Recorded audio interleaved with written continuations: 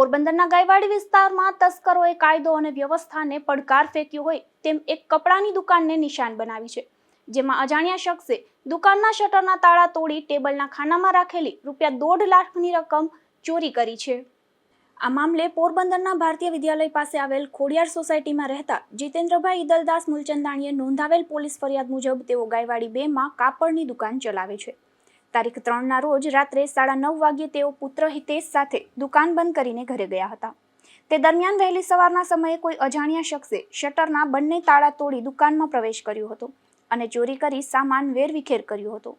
તેઓ જ્યારે સવારે દુકાને ગયા ત્યારે છેલ્લા 3 દિવસના વેપારના એકત્રિત કરેલા ₹1,50,000 ગાયબ હતા। આથી તેઓ તુરંત કીર્તિ મંદિર પોલીસ મથક ખાતે દોડી ગયા હતા અને ફરિયાદ નોંધાવતા પોલીસે વધુ તપાસ હાથ ધરી છે।